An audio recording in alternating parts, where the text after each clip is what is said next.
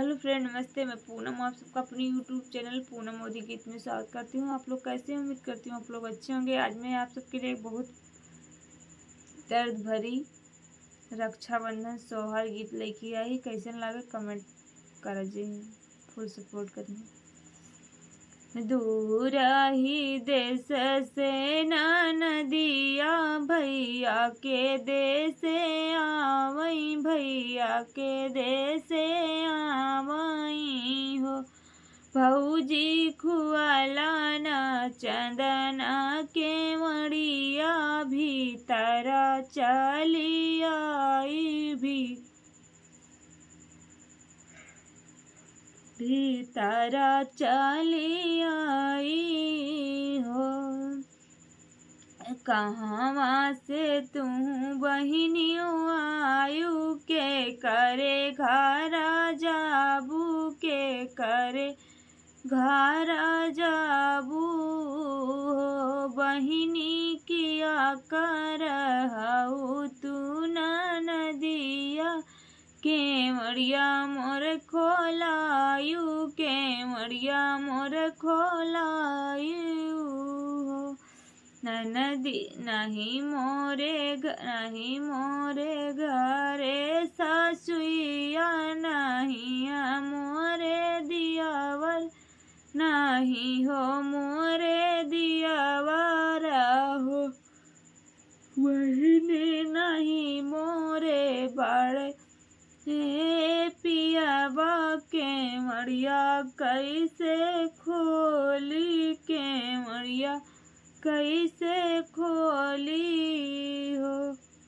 एतनी बचन सुनी ननदी तो बहुत दुखिता भाई, बहुत दुखिता भाई हो। भौजी बाजू मोरी हुआती मायरिया, हाँ मैं भेटतिया कमोह भेटतीनी हो।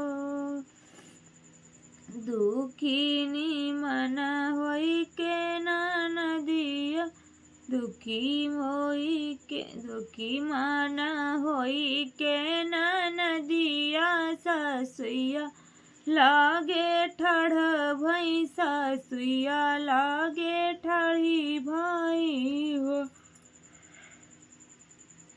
सासू मोरी भौजी खोला ना के वड़िया भीतर ना बोला वही, भीतर ना बोला वही हो।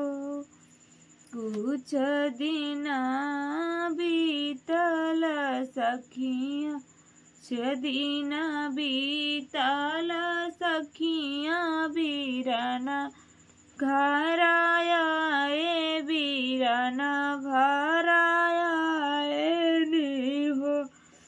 बहिनी चलना अपन नाई हरवा, नन हम आयन, नन हम आयन हो। कहाँ से तू भैया आया के करे घरा जाबा, के करे घरे जाबाई हो। भैया कौन हई बहिनी तोहार, आनन हम आया, आनन तू ही आया हो। कहाँ से तू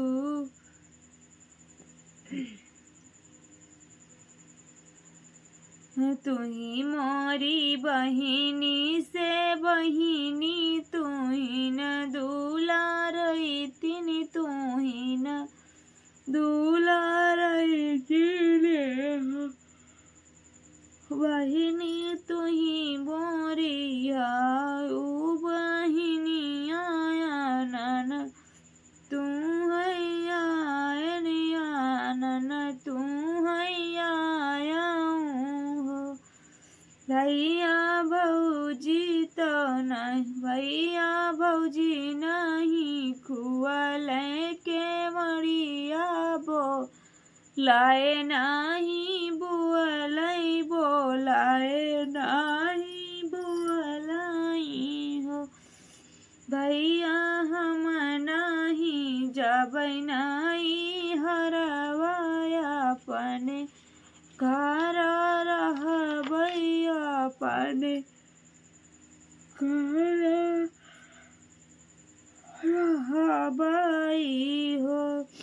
एतनी बचन सुने भैया तो बहुत दुखित भये बहुत दुखित भये हो।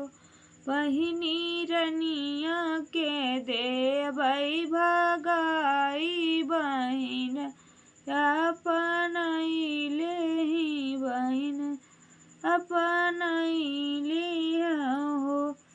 एतनी बचन सुनी बहिनी तो भैया से बोली तो भैया से बोली ने हो। भैया भौजी मोरी